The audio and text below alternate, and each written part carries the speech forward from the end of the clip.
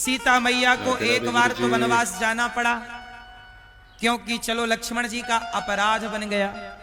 लेकिन जब सीता मां गर्भवती थी तब क्यों जाना पड़ा वनवास? तब तो कोई अपराध नहीं था। तो सुनो, उसमें क्यों सीता मां को जाना पड़ा? अच्छा, आप मिथिला वाले हैं, ये बताओ कि सीता मैया जो वनवास गई जब वो गर्भवती थी, किसी धोबी के कह देने से जब सीता मां को वनवास जाना पड़ा, तो आप लोग बताओ उसमें दोषी कौन है? राम दोषी है, सीता मैया दोषी है, धोबी दोषी है कि समाज दोषी है? आप लोग किसे दोषी मानते हैं? राम को? गौर करना। राम ने सीता मां को वनवास भेज दिया गर्भावस्था में, बताओ दोषी कौन? राम है? जोर से। कितने लोगों को लगता है कि राम दोषी है, मतलब राम ने गलती की है? तो किसको लगता है कि सीता मां की गलती है? तो किसको लगता है कि धोबी की गलती है? किसको लगता है कि समाज की गलती है? कुछ लोग तो किसी में हाथ नहीं उठा रहे हैं। सुनो, आप जानना चाहोगे कि गलती किसकी थी? सुनो, सीता मां के वनवास में गलती किसकी है? आओ जानते हैं। ऐसा हुआ, एक दिन क्या हुआ, इसमें ना गलती किसकी है वो गलत आदमी आज आपके सामने पेश होगा, ठीक है? एक दिन की बात है, राम जी और सीता जी बड़े प्रेम से रहते। जब राम वनवास से आ गए, राम जी राजा बन गए, सीता जी रानी बन गई। अब अयोध्या में दोनों प्रेम से रह रहे हैं, सीताराम। कुछ दिनों के बाद क्या हुआ, सीता माता गर्भवती हो गई। और जब सीता मां गर्भवती हुई तो एक दिन की बात है, सीता मां के कमरे में माता कैकेयी आई। देखो, सीता मां का वनवास क्यों हुआ, इस क्यों का उत्तर देने के लिए मैं पूरी कथा सुना रहा हूं, सुनिएगा। कितने लोग सुन रहे हैं? मैया आप नहीं सुन रही हो मेरी मां? भैया हाँ सुन रहा है ना तू? शोर ना करना, टुप्पी टाप रहना। एक दिन क्या हुआ, सीता मैया के कमरे में कौन आया? कौन आया? कैकेयी मां। और कैकेयी मां ने आकर के सीता जी से कहा कि सीता ये बताओ, ये रावण कैसा दिखता था? कैकेयी मां सीता मां से क्या पूछ रही हैं कि रावण दिखने में कैसा था? तो सीता मैया बोली कि रावण को तो मैंने देखा ही नहीं। कैकेयी माता ने कहा कि रावण तो तुम्हें चुरा के ले गया, महीनों तक तुम लंका में रही, और तुम कैसे कहती हो कि हमने रावण को नहीं देखा? तो सीता मैया बोली, माता मैंने सचमुच रावण को नहीं देखा। जब रावण मेरे पास आया करता था तो मैं तिनके का सहारा लेकर तिनके की ओर देखकर रावण से बात किया करती थी। मैंने रावण की ओर कभी देखा ही नहीं। तृणधरी ओट कहत वैदेही। सीता मां किसकी ओर देखती हैं? जरा सोचिएगा, मिथिला की मर्यादा है।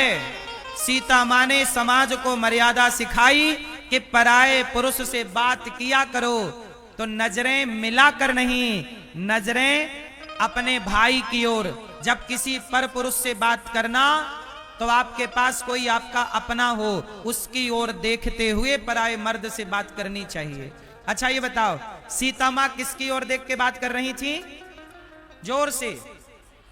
किनकी? किसका? तिनका।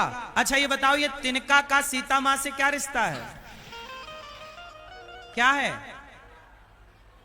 तिनका सीता मां का क्या लगा? अरे तिनका भी जमीन से पैदा होता है और सीता मां भी धरती से प्रकट हुई, तो दोनों का संबंध जमीन से है, तो तिनका सीता मैया का भाई लगा। तिनका सीता मैया का भाई लगा।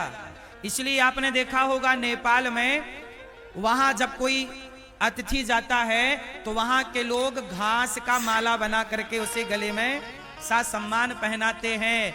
वो तिनके का जो घास का माला है वह सीता माँ के भाई के रूप में होता है कि ये सीता माँ का ये संबंध इस तिनके से है, इस घास से है।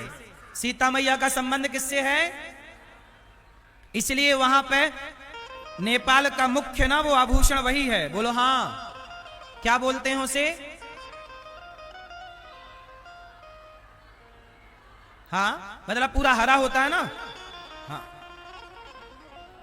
अब जो आप बोलते हो बोलिए, लेकिन मैं ये बोलता हूं कि वह इसी भाव से पहनाया जाता है कि इस धरती की माता सीता है और इस धरती का ये तिनका है, तो सीता के भाई का सम्मान होना चाहिए। ये वही भाई है जिसकी ओर देखते हुए रावण से सीता मैया ने बात की। कैकई मैया बोली, कैकई मैया बोली कि सीता बताओ रावण कैसा दिखता था? क्या सीता मैया बोली कि मैंने तो देखा ही नहीं। कुछ तो देखा होगा। सीता मैया बोली कि हाँ, जब रावण मुझे चुरा करके पकड़ के विमान पर बिठाया, जब विमान पर बिठाया उस समय मैंने पलकें झुकाई थी तो मैंने रावण के पांव का अंगूठा देखा था। तो कैकई मां बोली जरा से दीवार पे बनाओ कि कैकई जरा बताओ कि रावण का अंगूठा कैसा था। तो सीता मैया ने दीवार पे रावण के पांव का अंगूठा का चित्र बना दिया, पेंटिंग बना दी। अब जब चित्र बनाया, चित्र बना के सीता मैया किसी काम से चली गई। अब कमरे में अकेली कैकई माता है। तो कैकई मां ने रावण के बारे में सुना था कि रावण कैसा दिखता था, तो आगे का चित्र कैकई मां ने बना दिया। पूरा पांव बना दिया, रावण का पेट बना दिया, रावण का छाती बना दी, रावण का सिर बनाया, रावण का मुंह बनाया, सब बना दिया। अब कैकई मां ने जब रावण को पूरा कंप्लीट कर दिया, बनाकर चित्र ड्राइंग तैयार कर ली, तब राम आए सीता मां के कमरे में। और जब राम आए तो सीता मां के कमरे में राम ने रावण को देखा कि तो रावण का चित्र है। तो राम जी ने कहा कैकई मां से, माता ये कमरे में रावण का चित्र कैसे? तब कैकई मां बोली कि देखो राम, सीता रावण के यहां रही है, लगता है रावण की जगह उनके दिल में है, इसलिए चित्र बनाया है। कैकई मां ने राम को भड़का दिया, लेकिन राम भी किसी के भड़काने पे भड़कते थोड़ी हैं। कैकई मां तो आग लगा के चली गई। अच्छा, कैकई मां ये चाहती थी कि राम सीता का वियोग हो जाए तो राम पागलों की तरह रहेंगे। अच्छा, कैकई मां ने सुना था कि जब रावण सीता मां को चुरा कर ले गया तो सीता के बिना राम पागल से हो गए थे। तो कैकई मां को लगा कि यदि मैं राम को सीता से दूर कर दूं तो राम पागल हो जाएंगे और पागल व्यक्ति फिर राजा बनेगा नहीं, तो मेरा भरत राजा बन जाएगा। तो कैकई मैया भरत का रास्ता साफ करने में लगी हुई हैं। अच्छा, अब सीता मैया आई तो राम जी ने सीता मैया से पूछा कि देवी ये आपके कमरे में रावण का चित्र क्यों बना है?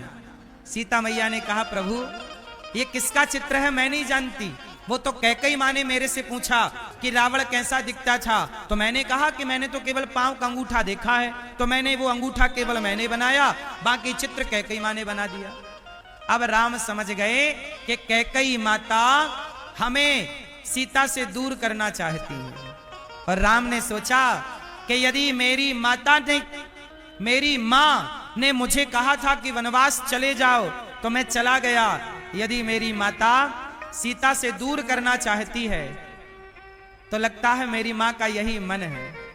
तो राम जी ने सीता जी से कहा कि सीता बताओ तुमने मुझे कमरे में क्यों बुलाया? तो सीता मां ने कहा कि मैंने आपको इसलिए बुलाया प्रभु कि आप पिता बनने वाले हैं, आप पिता बनने वाले हैं, अर्थात मैं गर्भवती हूं। सीता मैया ने राम को इसलिए बुलाया था ये गुड न्यूज देने के लिए कि मैं गर्भवती हूं, आप पिता बनने वाले। तभी षड्यंत्र कैकई मां ने रच दिया, रावण का चित्र बना के चली गई। अब राम बहुत खुश हुए कि चलो मैं पिता बनने वाला हूं। राम जी ने सीता मां से कहा कि ये बताओ कि तुम्हारी इच्छा क्या है? सीता मां ने कहा कि मेरी इच्छा है कि मैं चाहती हूं कि जो मेरे बच्चे हैं, मेरे बच्चों पर ये कैकेयी माता की छाया ना पड़े, मेरे बच्चों पर कैकेयी मां की छाया, क्योंकि ये मां कैकेयी, इसके मन में आपके, मेरे और मेरे बच्चों के प्रति घृणा है। पता नहीं ये बच्चों को कैसे, जब मंथरा कैकेयी को बिगाड़ सकती है तो कैकेयी भी राम के बच्चों को बिगाड़ सकती है। इसलिए माता सीता ने कहा मैं नहीं चाहती कि मेरे बच्चों पर कैकेयी की कोई छाया पड़े, इसलिए प्रभु मैं गर्भवती हूं, जब तक मैं मां नहीं बन जाती आप मुझे किसी संत के पास भेज दीजिए ताकि मेरे बच्चों पर साधु संतों की छाया पड़े, ये कैकेयी माता की छाया ना पड़े। राम जी बोले ठीक है। अच्छा ये तो अंदर की प्लानिंग थी। उसी समय क्या हुआ, एक धोबी की खबर आ गई। उसी समय धोबी की खबर आ गई। धोबी ने अपनी पत्नी को कहा तुम रात को कहां रह गई थी? पत्नी ने कहा कि मैं पानी बरसने लगा तो केवट भैया के घर रुक गई थी उनकी पत्नी के साथ। तो धोबी ने कहा कि कोई मैं राम थोड़ी हूं जो सीता को रावण के घर से आने के बाद भी रख लिया, मैं नहीं रखूंगा। अब ये बात हवा की तरह फैल गई कि रावण के यहां से सीता जी आई हैं, पता नहीं सही है कि गलत।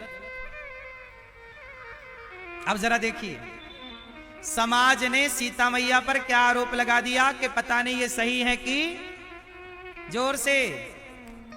अब एक बात बताओ, जब समाज सीता मैया से खुश नहीं है, जब समाज राम से प्रसन्न नहीं हुई, जब ये दुनिया के लोग राम से खुश नहीं हुए, तो क्या ये दुनिया के लोग आपसे और हमसे खुश हो सकते हैं?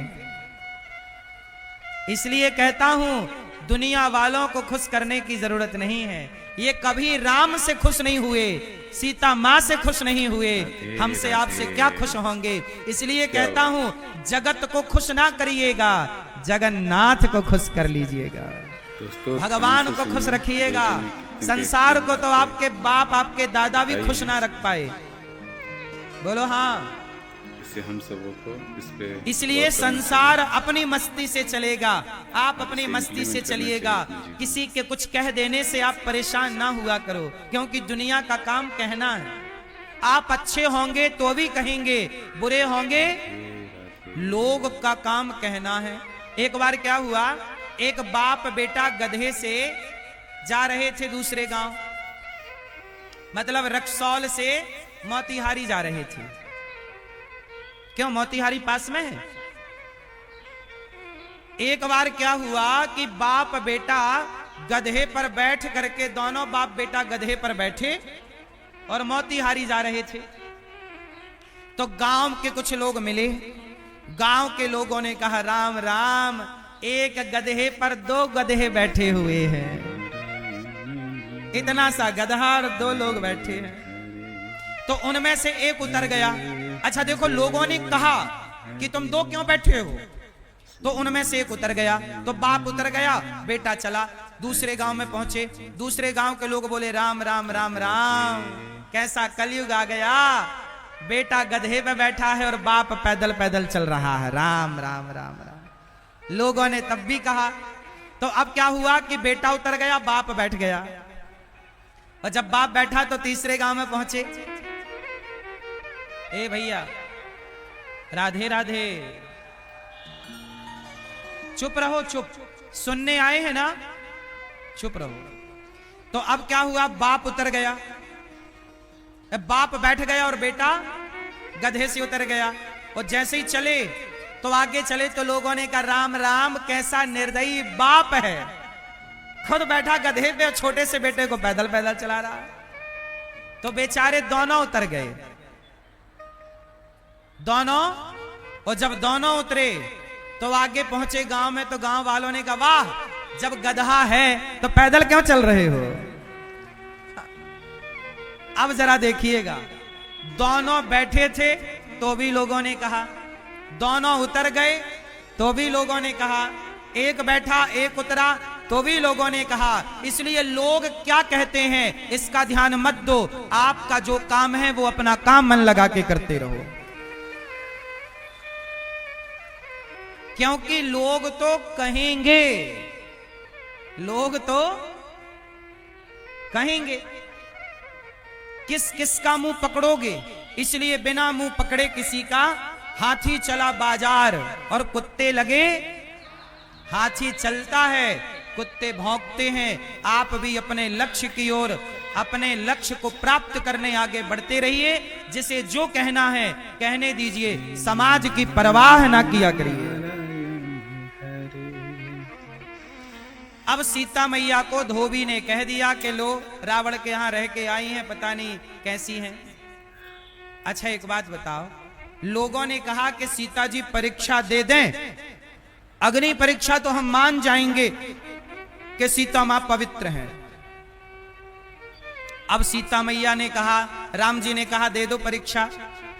सीता मैया बोली प्रभु मैं परीक्षा तो दे दूंगी, पर ऐसे समाज में नहीं रहना चाहती हूं जिस समाज का मुझ पर भरोसा ना हो। जहां आप पर भरोसा ना हो वहां क्या रहे। सीता मैया बोली कि अभी बच्चे पेट में हैं, पहले मैंने बच्चों को पाल पोस करके संस्कार देकर आपको सौंप दूं, फिर मैं इनकी परीक्षा दूंगी, क्योंकि उसके बाद मैं रहूंगी नहीं। और अभी मैं परीक्षा दूंगी और अभी चली जाऊंगी तो बच्चे भी संग चले जाएंगे।